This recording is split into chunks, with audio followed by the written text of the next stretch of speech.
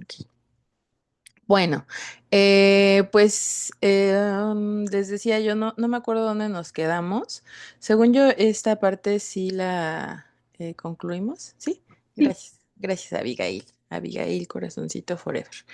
Bueno, entonces tenemos recuperando, ¿no? El hipocampo como una estructura sumamente plástica, lo que nos refería a un alto nivel de labilidad, es decir, de una potencial maleabilidad a las manipulaciones que pudiera tener por el ambiente, ¿no? Sobre todo si estábamos pensando, estas son rebanadas de cerebro, ¿no? Recordemos que son justo los electrodos con los cuales se estimula o se registra la actividad de no estamos hablando aquí como tal solo de neuronas, recuerden, estamos hablando de poblaciones de neuronas, porque me regreso tantitito aquí a esta imagen donde nos muestra las modificaciones que se dan en los potenciales a largo plazo, pues lo que vemos es que aquí de estar chiquito, ¿no? Se hace grandote, y se mantiene así grandote a lo largo del tiempo, bajo el entendimiento de que el potencial de acción es un fenómeno de todo o nada, el potencial de acción dentro de una célula, pues esto no tiene ningún sentido. Porque pues no contaría como un potencial de acción, ¿no? Pero si lo vemos como una actividad de potenciales de acción, ¿no? De potenciales excitatorios de grupos de neuronas, pues bueno, aquí sabemos, ¿no? Que hay más o menos neuronas respondiendo ante una estimulación y pues bueno, solamente para que no se confundan y de repente digan, sí, son potenciales de acción chiquito. No, son potenciales postsinápticos, excitatorios, que nos están aquí incluso con colorcitos, ¿no? Poniendo que hablamos de poblaciones de neuronas. Em, entonces, bueno, esto que vimos respecto a que en en el contexto justo de redes, de neuronas, me va a pasar tantito, espérenme, ¿eh? Aquí, tantito. En el conjunto de redes de neuronas, que básicamente es donde almacenamos, ¿no? ¿Se acuerdan que yo les había rayoneado ahí en la pared pizarrón del Zoom 4 las definiciones de aprendizaje y de memoria, ¿no? Hablábamos de cambios que son relativamente permanentes, hablábamos de que nos están hablando justo de esta cuestión plástica y hablábamos de una cuestión experiencial que estaba relacionada con la interacción con el ambiente. En ese sentido, pues todo básicamente está codificado en redes de neuronas y esto implica que una neurona, ¿no? Por ejemplo, esta neurona piramidal que nos ponen aquí, que es este triangulito rosa piramidal, porque pues ya les dije, la creatividad no se nos da mucho en muchos espacios científicos. Entonces, pues como parece pirámide, pues se llama neurona piramidal, ¿no? Entonces, esta neurona tiene comunicación con muchas otras neuronas, ¿no? Estos botoncitos verdes, este botoncito azul, forman parte de las conexiones que en estas redes tiene con otras neuronas, ¿sí? Ahora sí me regreso aquí porque según lo que comentábamos, pues si tenemos a una neurona que está en ese contexto donde hay muchas conexiones que pueden estar siendo activas, algunas al mismo tiempo, otras de manera asincrónica, ¿no? Mientras que estas se activan en este momento, estas no, ¿no? O todas se activan en un mismo momento, pues vamos a tener un fortalecimiento de las que se activen en ese momento juntas, pues un fortalecimiento en conjunto y de quienes no se activen en ese momento, pues bueno, no se fortalecerán y es lo que nos iba dando las diferentes fuerzas de asociación o fuerzas de conexión entre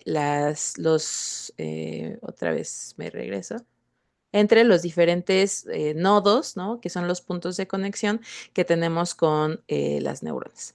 Em, Esto es lo que vimos como potenciación a largo plazo asociativa, ¿no? Particularmente lo que veíamos es que estos experimentos de electrofisiología que hicieron el grupo de Blitz y Lomo como tal estaban reiterándonos este planteamiento que inicialmente había hecho Donald Heff, ¿no? Se volvía muy importante en ese sentido.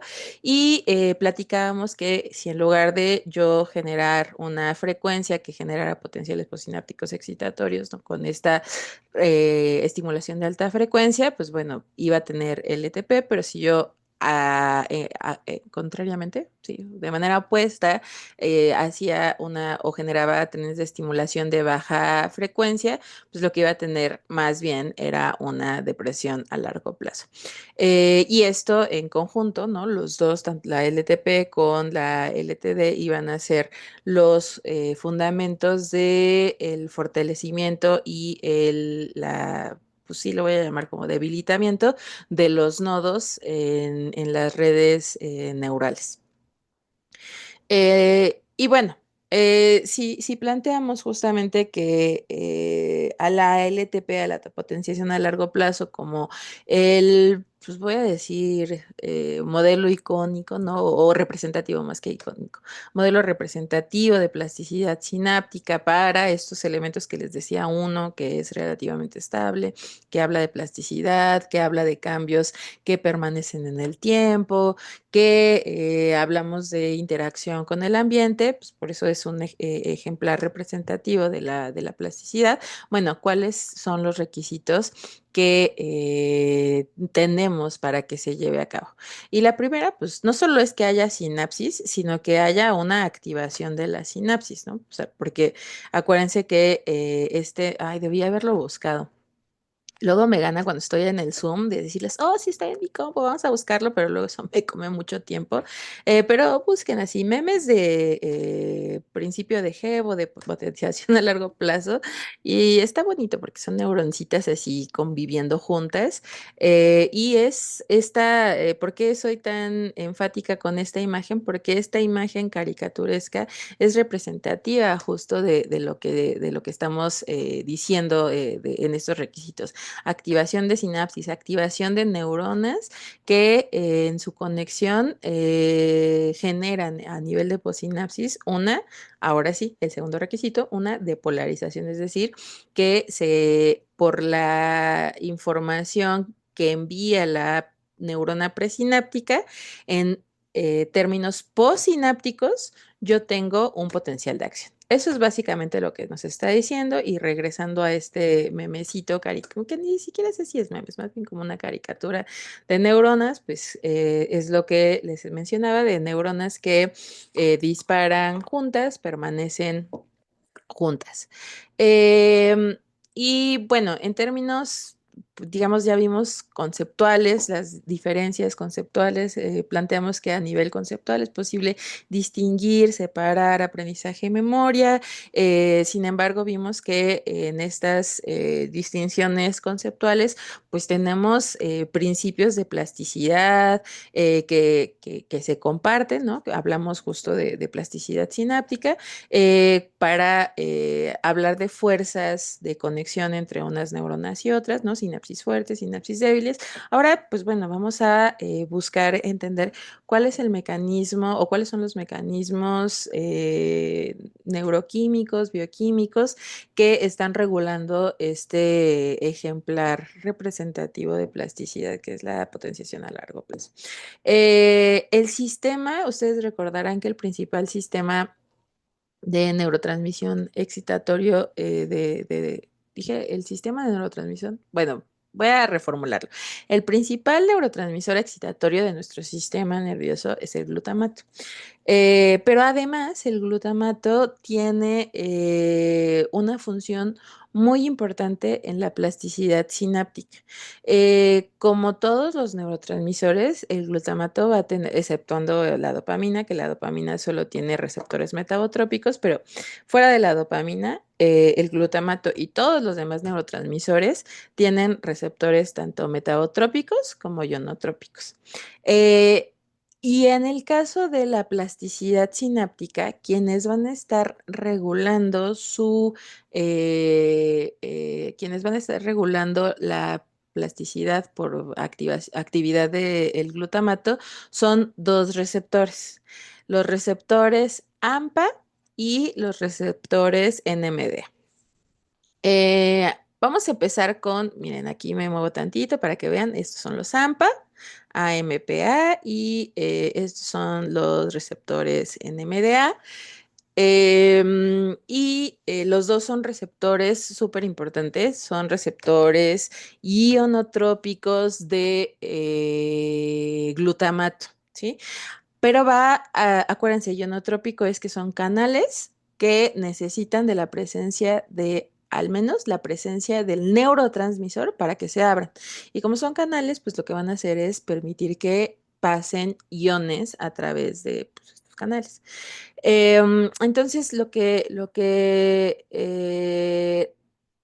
o la forma en la que están mediando la plasticidad sináptica estos receptores en NMDA, pues sí, en principio es a partir del sistema glutamatérgico, es decir, que haya glutamato para que se abran.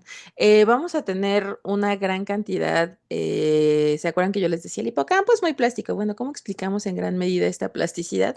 Porque vamos a tener una gran cantidad de estos receptores en el hipocampo, particularmente en lo que son los cuernos de Amón, que son estas estructuras que, eso sí, según yo, al grupo de la, pues tarde, pero no tan tarde, no les había yo comentado que en los estudios anatómicos que se hicieron, pues se vieron que estos parecían como estos, como pistas donde corrían caballitos en estos carritos antiguos de gladiadores y demás. Entonces dijeron, ah, sí, pues son los cuernos de Amonsea.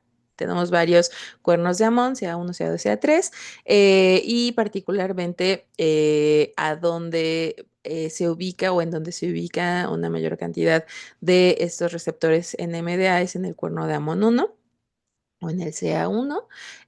Y otra característica que tienen, ¿no? Pues es que el canal, el ion que este canal va a permitir que pase es el ion de calcio. Entonces, bueno, eso es importante. Y no solamente eso, o sea, vamos a tener voy a pintarrajear aquí, ya saben que no se me da muy bien, voy a hacer mi mejor esfuerzo.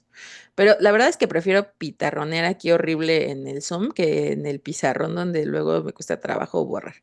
Entonces, tenemos aquí nuestro canal de calcio, ¿no? Que es ¿cómo se llama? Un receptor ionotrópico. Entonces significa que no solamente es un canal, sino que es un canal, un canal que va a tener un sitio de unión para el glutamato. Entonces, muévete, cuando llega el glutamato, ¿no? En teoría, este canal, ya se trabó mi compu, muy bien, este canal se abre y dejaría entrar el calcio, ¿no? Por lo que sabemos de receptores ionotrópicos. El asunto es que este canal no solo necesita que llegue el glutamato para abrirse, sino que además va a tener aquí, ay, perdón, va a tener aquí un ion de magnesio. De manera que cuando llegue el glutamato, vean qué bonito está esto. A veces el Zoom tiene muchas ventajas en la vida. Em, Cuando llega el glutamato y se acopla y entonces el receptor, digo, sí, el receptor ionotrópico, que es un canal, se abre, pues no puede dejar pasar a los iones de calcio. ¿Por qué? Pues porque está el ion de magnesio. El magnesio, como aquí les pongo, es una partícula con carga positiva, ¿no? Y se acuerdan que en principio el interior, si pensamos que este es el interior lo voy a poner aquí, téngale paciencia a mi compu de laboratorio que no sé por qué es más nueva que mi laptop que está súper viejita, pero es tan lenta esta computadora. Vamos, amiga, funciona. Ay, ah, Entonces, esto es, pensemos que el interior y este es el exterior, ¿no? Recuerden, ¿no? Estos principios básicos cuando vieron bases biológicas, básicos cuando vieron bases biológicas, donde pues en una condición de reposo el interior es negativo y en una condición de, bueno, el interior es negativo y el exterior es positivo, mientras que en una condición de actividad, es decir, de potencial de acción, tenemos pues lo opuesto, ¿no? Tenemos que el interior se vuelve positivo con relación a el exterior que entonces es negativo, ¿sí? Entonces, esto es la condición de reposo, esta es la condición de potencial de acción. Y pues si pensamos que en reposo, voy a permitirme hacer un despapalle. Si pensamos, si pensamos que Si pensamos en esta condición de reposo, ¿no? Pues tenemos que el interior es negativo, llegó el glutamato, abrió el receptor ionotrópico NMDA, pero pues el magnesio que es positivo va a decir, pues muchas gracias por por llegar glutamato y abrir el canal, ¿no? Pero pues no me voy a mover porque aquí es negativo y está muy adecuado porque cargas opuestas se atraen, ¿no?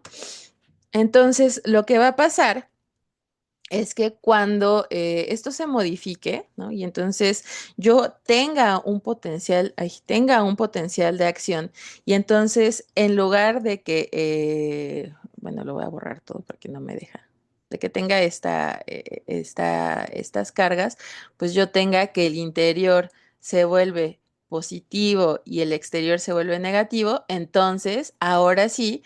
Además de que tengo, recuerden, el glutamato aquí, pues voy a tener el interior positivo y el ion de magnesio va a decir, ah, pues sale bye, porque cargas iguales, ahora eres igual que yo, ¿no? Ya no me puedo quedar aquí, me voy a ir al exterior porque, pues cargas opuestas se atraen, cargas iguales se repelen. Y entonces, ahora sí, tengo yo la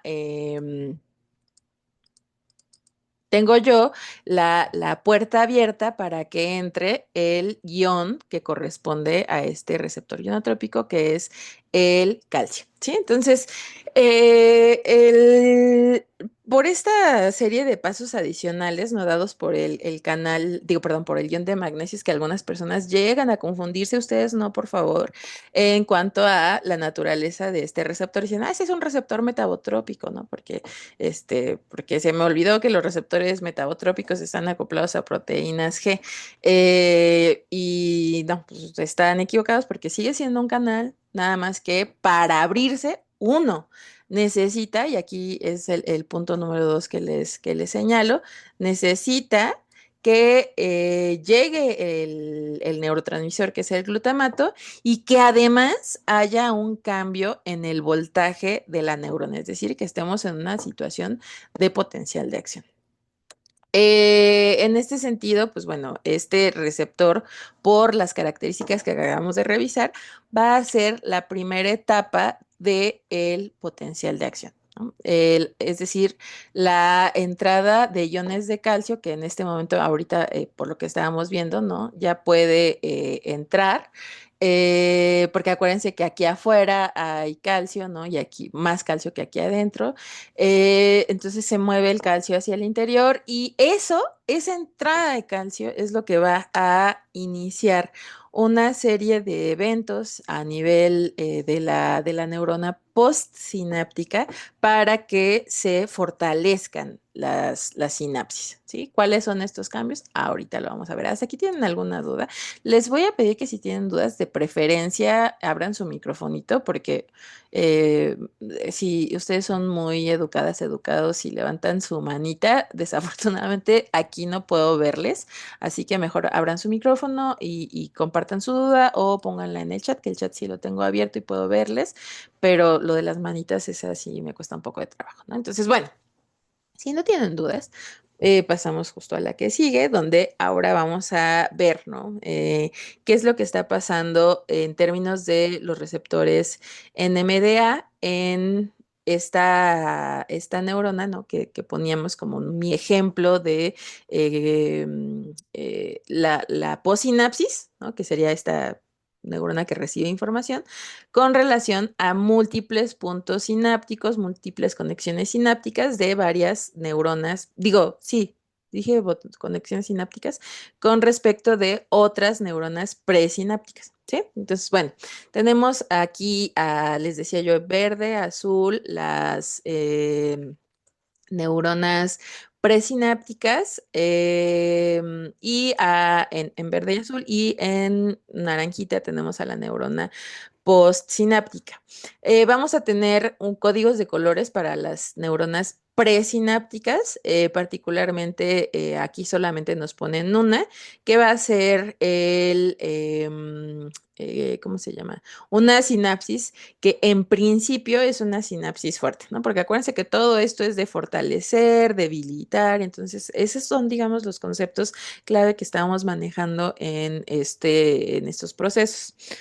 Y le pico a mi agenda para que me diga la hora. Pues, Diana, es de papel, no es tocho.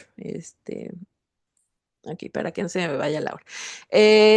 Entonces, bueno, tenemos una sinapsis fuerte que por ella misma, ¿no? Cuando tenemos de esta neurona presináptica actividad, pues es capaz de generar, elicitar la respuesta de la neurona postsináptica, ¿no? Aquí nos dice el potencial de acción llega a la terminal, ¿no? La presinapsis genera actividad, ¿no? A nivel de sinapsis, de manera que depolariza o despolariza a mi possinapsis y esta despolarización genera un potencial de acción. Acuérdense aquí a nivel del cono axónico, donde yo tengo mi mayor cantidad de canales de sodio, ¿no? Abro una cantidad crítica de canales de sodio y genero un potencial de acción. ¿Sí?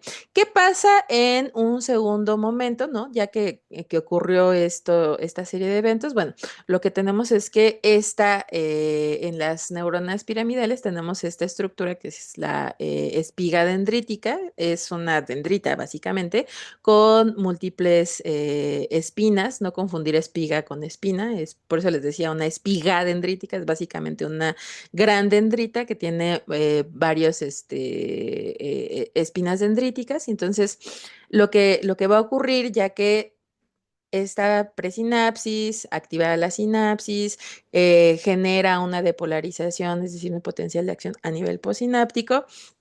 Bueno, pues esta actividad a través de la espiga dendrítica, a través de toda esta dendrita, si se dan cuenta, incluso aquí vemos una dirección de las flechas, ¿no? Viene el mensaje desde la presinapsis y llega a nivel de cono axónico para abrir la cantidad crítica de canales de sodio y generar el potencial de acción. Ahora, ese potencial de acción, pues lo que hace es generar una depolarización en toda la célula, no nada más aquí a nivel de potencial de acción, por eso es que es un fenómeno de todo o nada. Entonces, esta depolarización se propaga hacia atrás a lo largo de esta dendrita y pues que se acuerdan, me regreso tantito, que decíamos que necesitábamos para poder abrir este receptor ionotrópico en MDA, no solamente que hubiera glutamato, sino que además hubiera un potencial de acción para que se botara el ion de magnesio y entonces entrara el calcio, ¿no? Entonces, ¿qué pasó aquí? Esto yo no les dije que, o sea, solo les dije que se activa la sinapsis, pero ¿con qué se está activando? Se está activando con glutamato. Entonces, aquí yo ya liberé glutamato. En cualquiera que haya activadose simultáneamente, activé también glutamato, porque les decía, las NMDA, perdón, están principalmente expresados en los cuernos de Mond, en el CA1. Estas son neuronas hipocampales particularmente. Entonces, las neuronas que se estén activando en ese momento están liberando glutamato. Entonces, el primer requisito que teníamos aquí ya lo tengo, ya está aquí el glutamato. Llegó desde la sinapsis fuerte y por las sinapsis débiles también. Y además, como se activó la sinapsis fuerte, pues yo boté millón de magnesio. Entonces, no solo tengo el canal abierto, sino que además lo tengo despejado, libre del magnesio. Y esto nos lleva justamente a el tercer momento. No, aquí, bueno, perdón. Aquí en este segundo momento nos marcan, ¿no? A esta otra neurona que no era la neurona fuerte, que era esta que estábamos viendo aquí. Esta es otra neurona que estaba también comunicándose, activándose su sinapsis con esta neurona piramidal en ese momento. No era suficiente, como vemos en este primer momento, para generar un potencial de acción, pero ahorita está liberando glutamato. Entonces, aquí tenemos la depolarización que ocurrió por la sinapsis fuerte, ¿no? Tenemos el glutamato que se liberó por esta sinapsis en un primer momento débil. Y entonces, ¿qué es lo que vamos a tener? Pues bueno, vamos a tener que va a haber una apertura de canales de calcio aquí, ¿sí?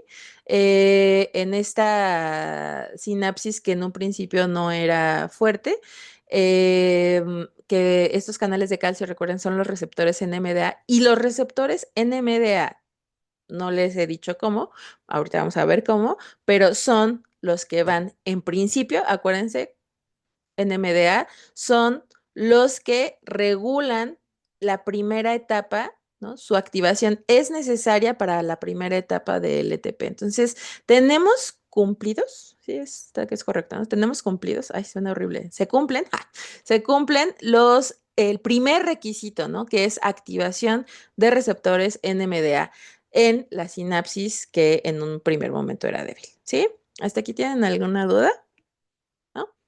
Ok, bueno, entonces, ¿qué es lo que pasa después, no? ¿Cómo es que esto nos permite, pues estamos hablando de calcio, ¿no? O sea, ¿qué tiene que ver eso con, si yo les vengo diciendo potenciales postsinápticos excitatorios, cómo pasamos del calcio a un potencial de acción? Si ustedes recuerdan que potencial de acción principalmente involucra a el sodio y el potasio, que entre sodio y que salga potasio, ¿no? El sodio para determinar la fase ascendente del potencial de acción y el potasio para la fase descendente. Eh, ¿Qué onda con los NMDA, no? ¿Por qué? Bueno, pues porque recuerden, no solamente vamos a tener participando en la LTP a los NMDA, sino que vamos a tener a estos otros receptores, también ionotrópicos, que se van a denominar AMPA. Estos receptores AMPA van a también estar en la membrana, ¿no? Vuelvo a hacer mis dibujitos todos chafas. Tenemos a nuestro, qué horrible, eso que el anterior.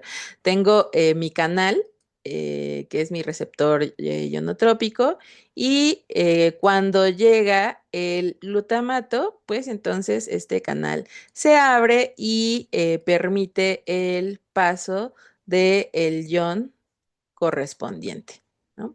Que en este caso, ¿cuál va a ser el ion correspondiente? Va a ser el ion de sodio, que no está aquí, debe estar un poco más acá.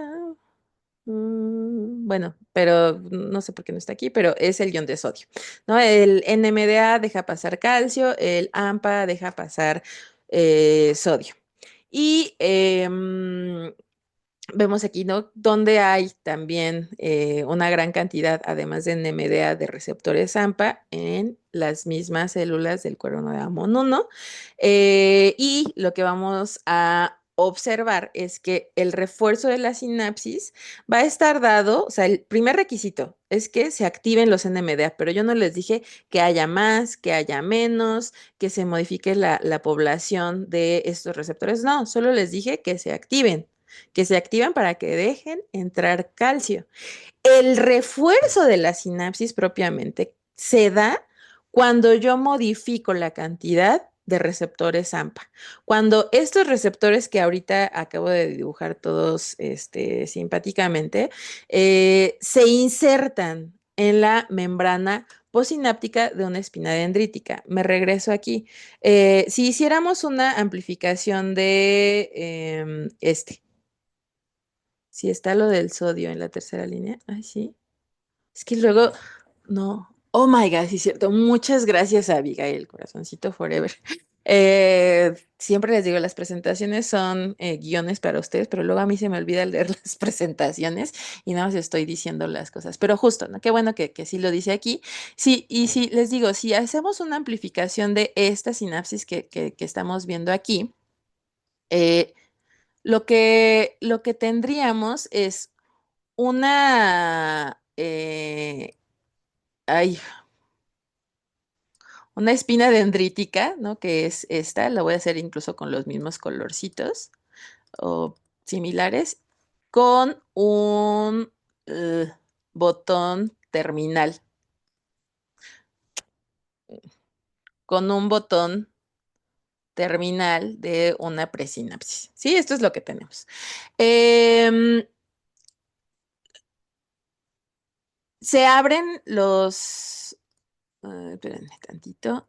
Imaginemos, yo les dije, el primer requisito es que se activen los receptores NMDA, pero quien hace el refuerzo van a ser los receptores AMPA. Entonces, imaginemos, estos rosita son los AMPA, ¿sí? Entonces, en este momento, pues, ¿por qué la sinapsis de aquí es débil? Quizá porque la cantidad de receptores AMPA, pues, no es muy grande, ¿no? Vamos a incluso hacer cómo se vería el de la sinapsis fuerte, ¿no? Que era esta, ¿se acuerdan? Eh, Esta era la sinapsis fuerte, ¿sí? Porque aquí nos la pusieron. Entonces, aquí lo que podríamos tener es que es fuerte porque hay una mayor cantidad de receptores AMPA. Y esto hace que recuerden, son justo canales de sodio y los canales de sodio son los que sean responsables de que yo pueda generar un potencial de acción. Entre más canales, por eso es que les decía que era importante esta parte de aquí, ¿no? Cuando les decía que se abra una cantidad crítica de canales de sodio para que se genere un potencial de acción. Entonces, de entrada, la neurona tiene sus propios canales de sodio, pero va a tener estos receptores ionotrópicos AMPA, que son canales de sodio, pero que se activan por glutamato. Entonces, si aquí a la neurona presináptica le está, que está chueca, pero bueno, imaginen que está volteadita, ¿no? Esta es la presinapsis y esta es la posinapsis. Sale el glutamato y llega aquí, pues bueno, va a abrir, porque llegó glutamato, todos estos receptores ionotrópicos, entonces va a entrar mucho sodio y eso va a decir, oh sí, potencial de acción, ¿no? Y va a depolarizar a toda la neurona. Pero pues en esta neurona, como es débil, tenemos el glutamato que llega aquí de la presinapsis a la posinapsis y pues son poquitos receptores ionotrópicos AMPA, ¿no? Entonces, pues sí se va a abrir, ¿no? Porque ya tiene su requisito, su llave, que es el glutamato, pero pues es nada más uno, ¿no? No va a hacer una cantidad crítica que genere un cambio en la polaridad de la polarización de la neurona. Entonces, ¿qué es lo que pasa en este tercer momento? Lo que tenemos, permítanme un momento. Ay, ya la regué.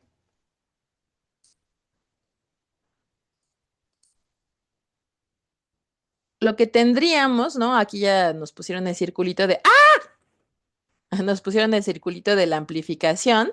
Pues bueno, esta sinapsis que en un primer momento era una sinapsis débil, por esto que acabamos de ver, pues cuando se activan los NMDA, entra en calcio por un proceso que todavía no hemos revisado, lo que va a hacer es que se inserten, se muevan de aquí, ¡uy! Vámonos para acá, ¿no? Imaginen que estaban sintetizándose por aquí, ¿no? Entonces se mueven hacia espina dendrítica, de manera que ahora, si se dan cuenta, tiene una configuración en términos de receptores AMPA muy similar a la que teníamos aquí inicialmente fuerte. De manera que ahora, cuando llegue el glutamato de la presinapsis a la posinapsis, pues va a tener muchos receptores ionotrópicos AMPA, que son canales de sodio que necesitan para abrirse el glutamato. Entonces, cuando llega el glutamato, se abren muchos y se abre entonces una cantidad crítica de canales de sodio que lo que hace es depolarizar a la neurona. En otras palabras, pues fortalecemos a la neurona, digo, a la sinapsis, fortalecemos a la sinapsis. ¿Sí? Entonces, bueno, tenemos... sí, entonces. Eh, ok, entonces el refuerzo de la sinapsis individual se da por inserción de receptores AMPA en la membrana postsináptica de una espina dendrítica. Ya vimos cómo, ya vimos por qué. Justo gracias a Abigail nos decía que efectivamente aquí estaba, que los receptores ionotrópicos AMPA son canales de sodio que para poder abrirse y dejar pasar el sodio necesitan glutamato. Y como es sodio lo que dejan entrar, pues van a producir potenciales posinápticos excitatorios en la posinapsis, particularmente estábamos hablando de la dendrita de la neurona, y a mayor, como acabamos de ver ahorita en estos dibujos todos caricaturescos que les hice, a mayor cantidad de receptores AMPA, la liberación de glutamato que se dé desde la presinapsis va a causar un potencial posináptico excitatorio mayor, ¿no? En otras palabras, pues fortalecemos la sinapsis. Si tienen dudas, me dicen, va, acuérdense, abren su microfonito o ponen ahí en el chat. Em, pero pues bueno, o sea, me regreso tantito, o sea, veamos aquí en la sinapsis, lo hemos centrado a la plasticidad en términos de la posinapsis, ¿no? Que la posinapsis tenga más herramientas o más elementos para responder a la información que envíe la presinapsis. Pero si yo hablo de fortalecimiento de sinapsis, también tendría que implicar de alguna manera a lo que ocurre a nivel de presinapsis, ¿no? No solo la que recibe, sino la que envía. Entonces, lo que se describió posteriormente es un mensajero retrógrado, es decir, un mensajero que fuera no en este sentido, como está esta flechita rosa, voy a pintarla con rojo, ¿no? Sino que fuera al revés, ¿no? De aquí para acá. Esto es retrógrado.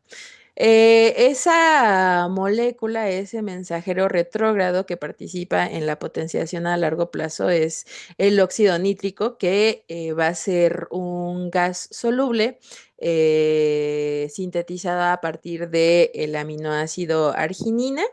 Mediante esta enzima que les pongo aquí, la enzima óxido nítrico sintasa, y lo que va a hacer en este viaje hacia la presinapsis es producir este segundo mensajero, que se acuerdan que hay varios segundos mensajeros. Tenemos, por ejemplo, el más, no digo más común, pero con el que se estudian los segundos mensajeros, que es el AMP cíclico, adenosín monofosfato cíclico. Si cambiamos el adenosín por un guanosín, pues bueno, es el GMP cíclico, tiene básicamente la misma dinámica, no digo el mismo funcionamiento, pero la misma dinámica de cómo se desarrolla. Y lo que va a hacer el óxido nítrico es estimular la producción de este segundo mensajero en las terminales presinápticas para modificar la estructura, ¿no? Ahora ya no es que yo le dé más herramientas para responder a la estimulación, en el caso de la neurona posináptica, ahora es que voy a modificar la forma en la que envía la señal la presinapsis a través de el óxido nítrico. Y entonces aquí ya tenemos, si se dan cuenta, cambios en cambios en postsinapsis en un primer momento, o bueno, un primer momento me refiero por la postsinapsis, por el glutamato, por los receptores NMDA y AMPA, y en la presinapsis por el óxido nítrico. Ahora sí, ¿no? Yo les dije esto. esto que la neurona aquí decía, sí, muevan todos los AMPA para donde se liberó glutamato, porque pues ya están abiertos los canales, nada más tenemos el ion de magnesio bloqueándonos. Bueno, ¿cómo es que se hace este viaje de receptores AMPA a las sinapsis, a los botones, a las espinas dendríticas, perdón, para fortalecerlas? Bueno, esto es lo que está aquí. Son muchísimos pasos moleculares que no es fundamental. Recuerden que estos temas configuran asignaturas especializadas que pueden tomar posteriormente en semestres más adelante. Hay una asignatura que se llama aprendizaje y memoria. En esa sí tendrían, o neurobiología del aprendizaje y la memoria, en esa sí tendrían que profundizar en las cascadas de señalización interna. En este caso, con que tengamos noción de esto, es suficiente. Recordemos que los NMDA lo que hacen es dejar entrar el calcio y el calcio lo que va a hacer es activar a la CAMK2 y a otras enzimas que necesitan del calcio para activarse. Esta activación lo que va a hacer es inhibir o más bien inactivar esta otra es como, bueno, ahorita les pongo el ejemplo. Bueno, inactiva el pin 1 y cuando activamos el pin 1, lo que hacemos es sintetizar esta proteína para que en cooperación con esta otra proteína mueve a los receptores AMPA a la membrana sináptica.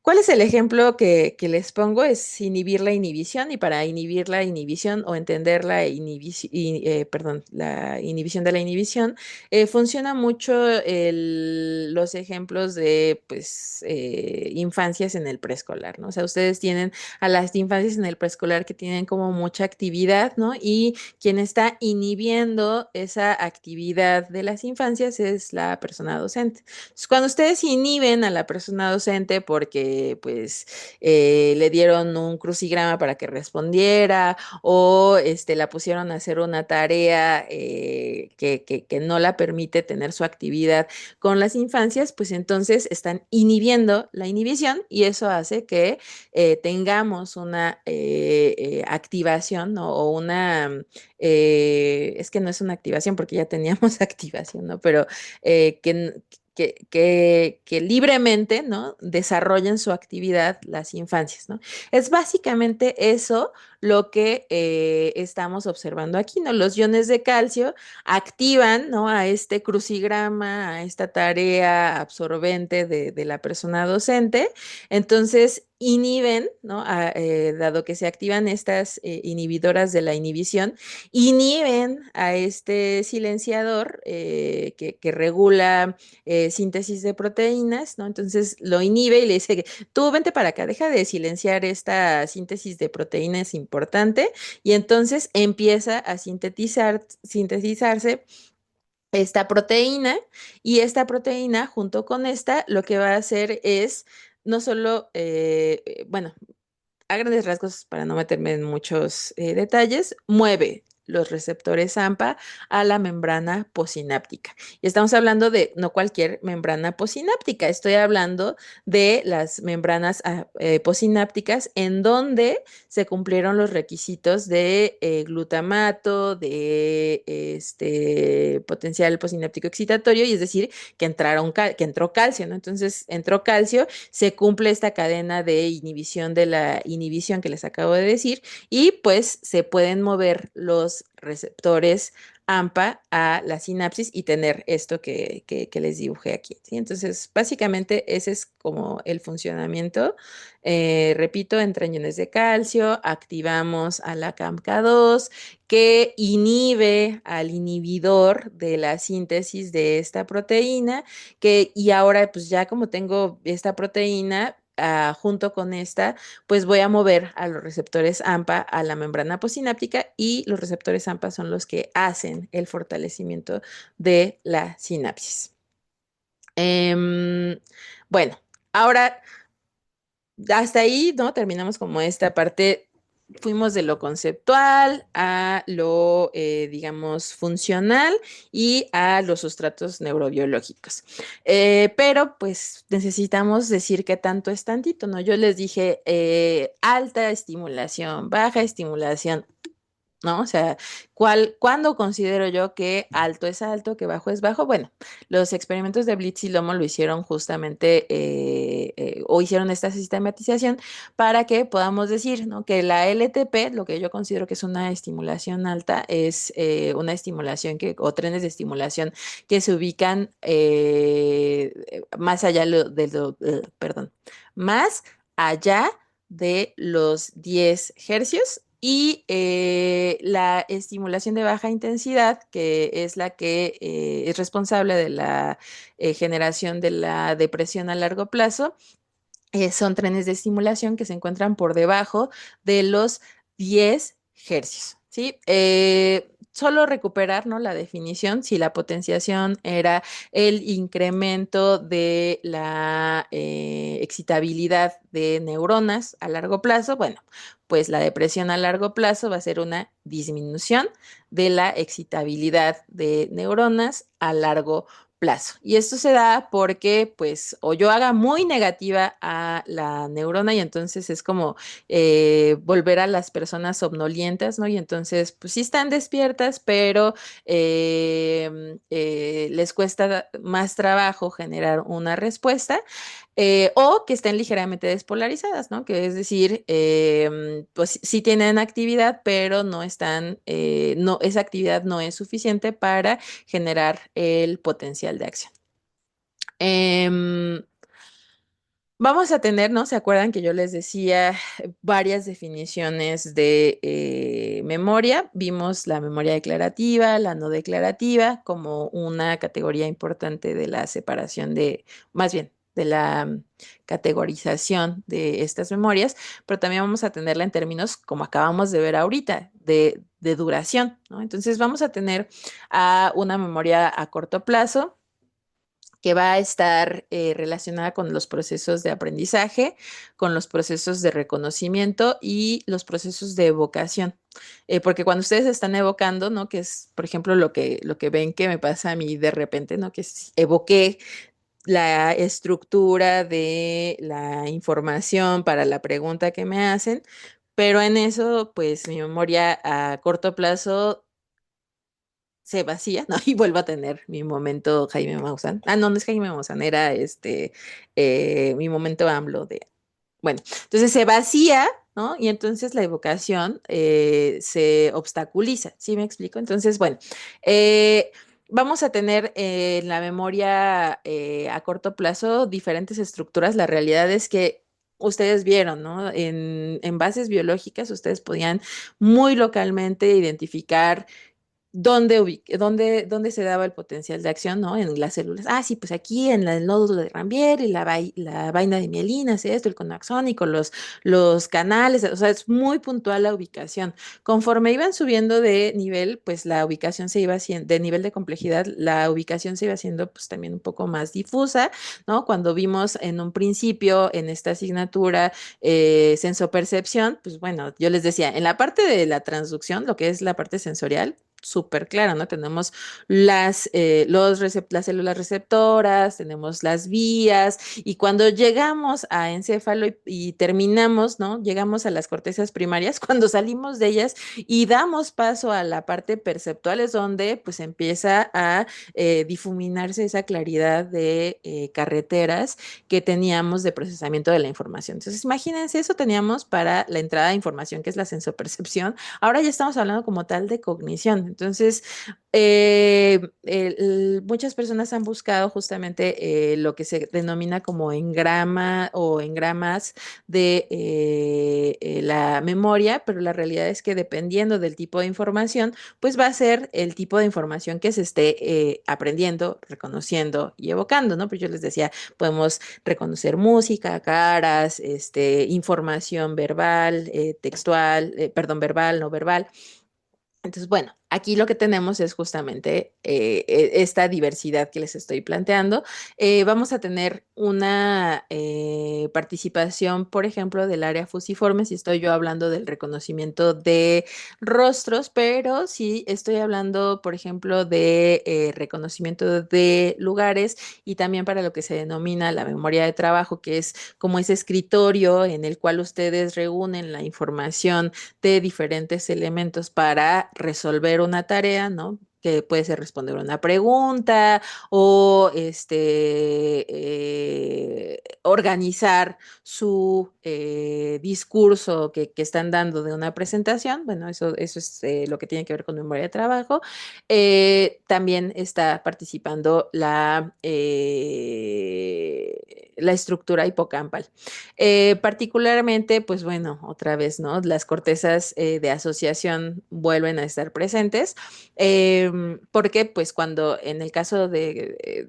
recuerden que somos organismos visuales y pues la corteza de asociación donde yo puedo con mis tareas, que son tareas principalmente visuales, estudiar más cercanamente, pues son las cortezas de asociación visuales, pues lo que tengo es que cuando se estimula con estimulación magnética transcraneal, esta corteza de asociación visual, lo que tenemos es una interferencia con la percepción visual, que básicamente es con este ejercicio que yo les decía, bueno, vamos a juntar toda la información y utilizarla para resolver una tarea. Entonces, bueno, no solamente tenemos estructuras específicas que responden a estímulos específicos como el área fusiforme, sino formación hipocampal y además áreas de asociación que están relacionadas justo con estos elementos de sensopercepción que habíamos visto.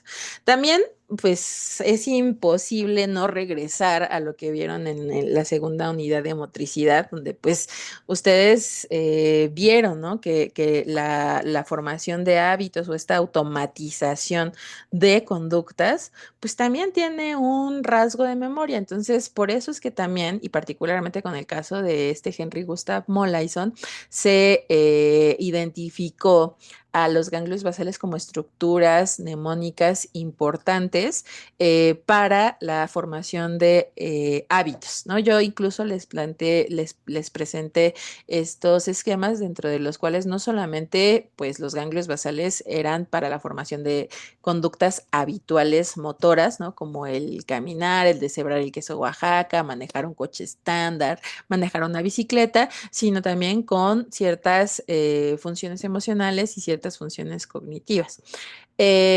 ¿Por qué? Pues porque los ganglios o los núcleos basales lo que tienen de manera importante son conexiones o son puentes de conexión entre áreas sensoriales y áreas motoras.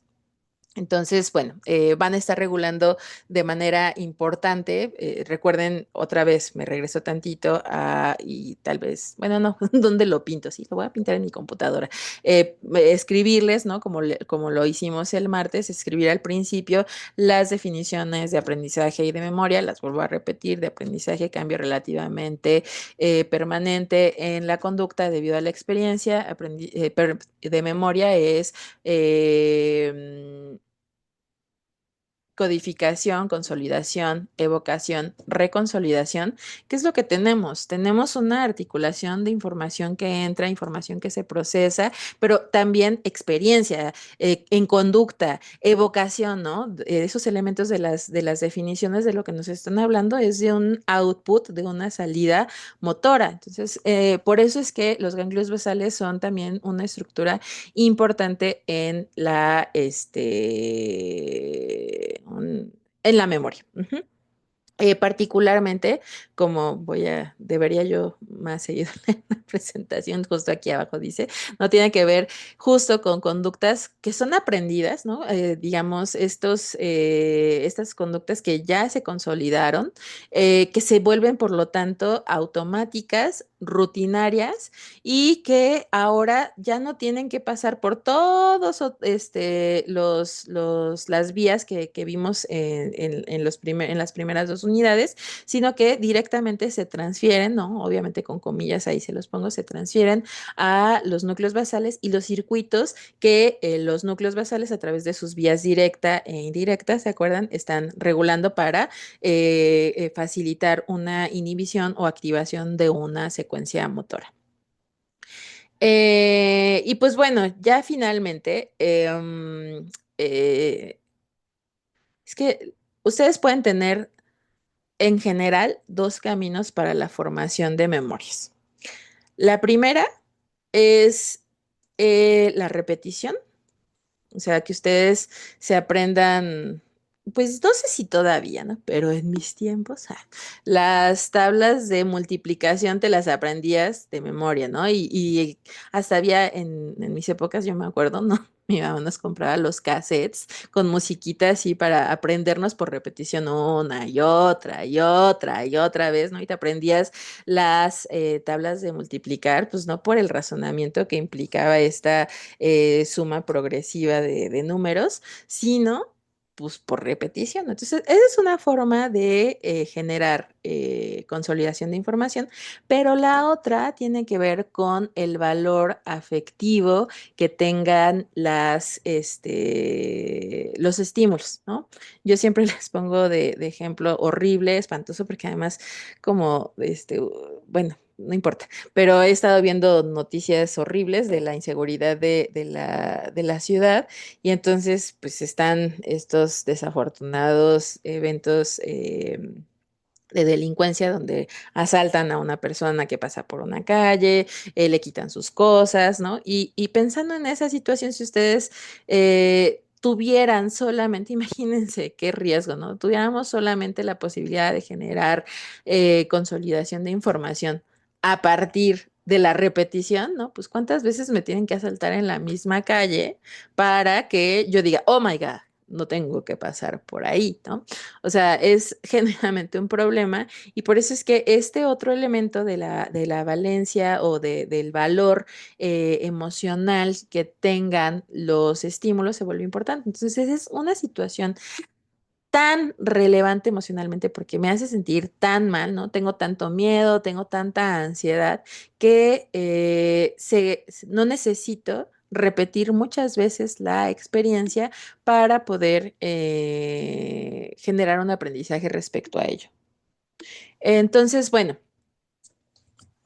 Y esto, pues bueno, tiene que ver no solo con lo negativo, no también lo positivo, entre más gratificante sea la experiencia con la cual ustedes estén enfrentándose, pues bueno, se va a codificar más que las que no tengan esa valencia, ¿no? Pero si ponen a competir lo aversivo con lo positivo, pues bueno, ahí será una cuestión, ¿no? Todo tiene que ver con dialéctica, ¿no? Sí, ya sé que luego soy no dianética o esa otra cosa de la pseudociencia, no, dialéctica, ¿no? De diálogo entre categorías aparentemente opuestas, ¿no? Entonces, en esta situación, pues bueno, si yo tengo algo que es apetitivo y algo que es aversivo, pues dependerá de este diálogo entre las dos, perdón, valencias en mi experiencia para que pues se codifique y se consolide más una información que otra. Pero bueno, regresando a esto. ¿No? Este elemento, este segundo elemento que les decía yo que tiene que ver con los estímulos que puedan modificar la probabilidad de ocurrencia de una conducta, ¿no? Que yo pase por una calle o no pase por una calle, ¿no? Que yo diga correctamente las tablas de multiplicar o no, pues tienen que ver con este concepto que ustedes seguro ya vieron en acá, que es el refuerzo.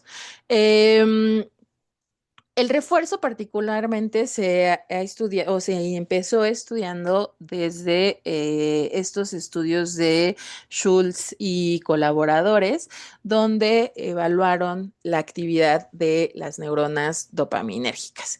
Pero las neuronas dopaminérgicas no, en términos, digamos, generales del cerebro, de las vías de dopaminérgicas que ustedes conocen, sino de las neuronas dopaminérgicas que se encuentran en un lugar que es para muchas personas reconocida como el centro de placer del cuerpo, ¿no? Que es de los organismos humanos, que es el núcleo accumbens. El núcleo accumbens es una estructura que recibe información dopaminérgica y que en términos fenoménicos, lo que genera es una sensación de placer, ¿no? O de gratificación, no voy a ponerle placer, de gratificación.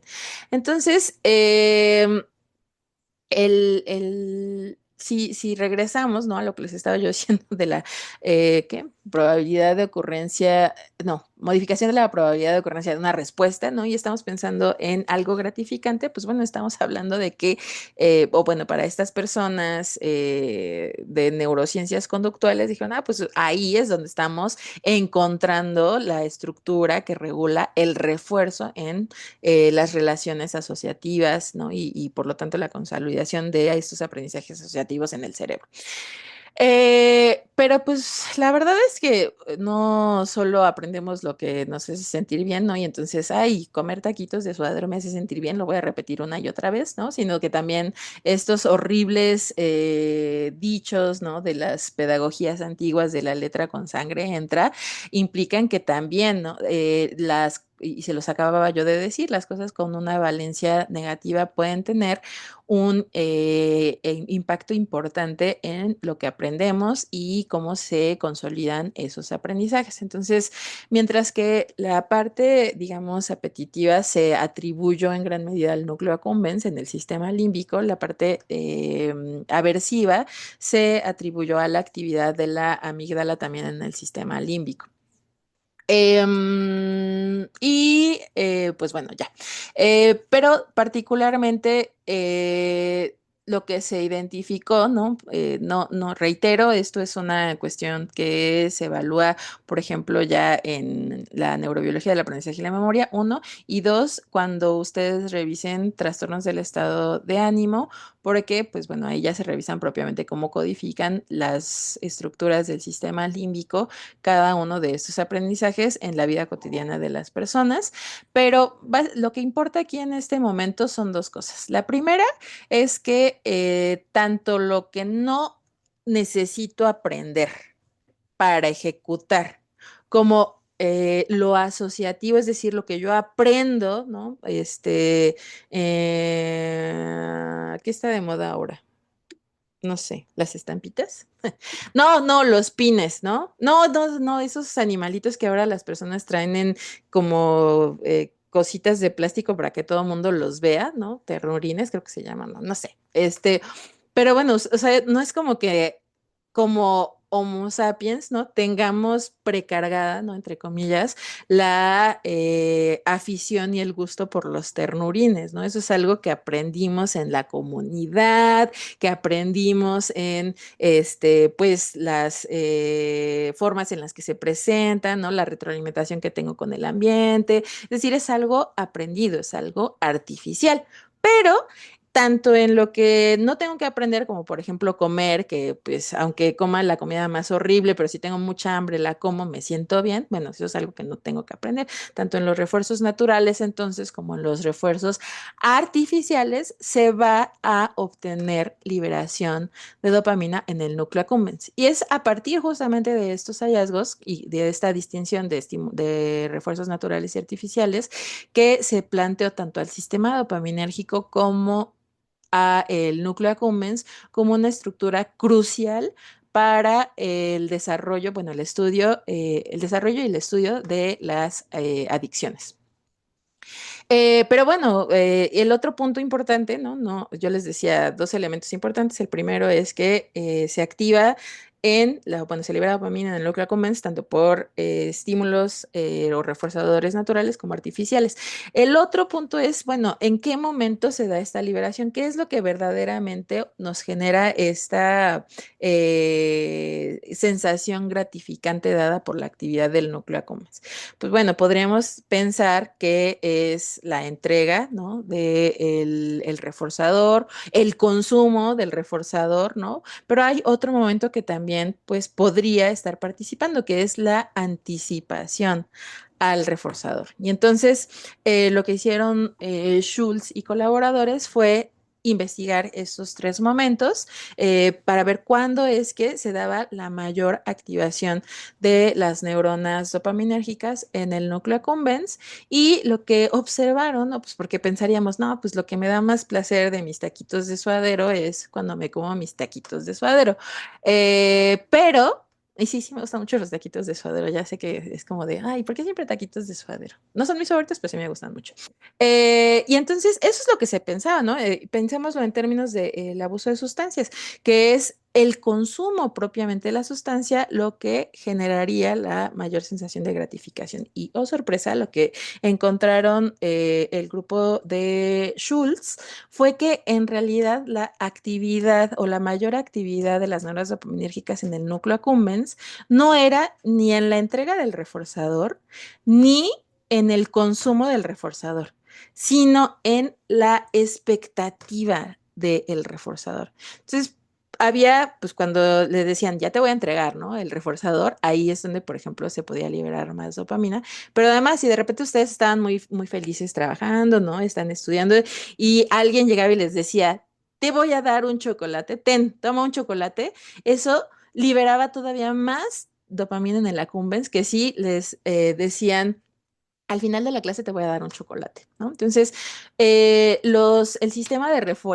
refuerzo, ¿no? Que tiene que ver justo con esta consolidación de conductas, pues aparentemente bajo los estudios de Schultz, se activa más por estímulos que son refuerzos inesperados, ¿no? Y entonces, bueno, esto abre todo o abrió todo un universo de estudio respecto al mundo de, regresando a, les decía yo, tiene mucho que ver con adicciones, pues al estudio de cómo se estaban entendiendo las adicciones, ¿no? Y cómo se tenían que considerar no solamente elementos del consumo, sino elementos del contexto en el cual las personas consumían y las dinámicas de este consumo, ¿no? Y el fin, voy a dejar de compartir. Voy a detener la grabación. Bueno, tengo la grabación hasta reiterarles que hoy ya acabamos las asesorías grupales, pero eso no significa que no, si tienen alguna duda, pues no puedan acercarse. Pueden acercarse, les reitero, por correo. Ahorita son tiempos muy complicados y si de por sí me tardo un poco en contestarles, ahora todavía más. Si son cuestiones urgentes, sí lo reviso. Y si son cuestiones urgentes, procuro contestarles luego, luego, pero en algunas cuestiones que me implican estar revisando triangulando, digamos, fuentes de información, ahí sí me tarda un poco más. Por eso es que yo les hago la recomendación, si ustedes tienen la posibilidad de hacerlo y están por la facultad, bueno, pues pueden pasar al cubículo a aclarar sus dudas. Tienen hasta el 29 de noviembre para realizar todas las evaluaciones y en la semana del 2 al 6 son las reposiciones. Yo antes del 2 les mando el correo para que tengan la contraseña de solamente una de las reposiciones. Es importante que no hagan más reposiciones de las que están solicitando porque puede ser que yo no se las considere. Necesito yo tener control de quién está haciendo las reposiciones para poder irlas a revisar y hacer las correcciones pertinentes en las listas que yo tengo. Y si les va peor de lo que les fue, ¿no? En su reposición respecto al ordinario, no se preocupen, yo les asigno la calificación más alta. Aunque de entrada, reitero, les dije que solo podían reponer un examen. Si ustedes consideran que se beneficiaran de reponer algún otro, pues cuando yo les mande el formulario en el cual les asignan las contraseñas, ahí me dicen, yo también quisiera responder y entonces yo les anoto en la lista y les mando la contraseña a vuelta de correo y ya, el fin. Pues voy a, ¿cómo se detenía la grabación? Ah, aquí.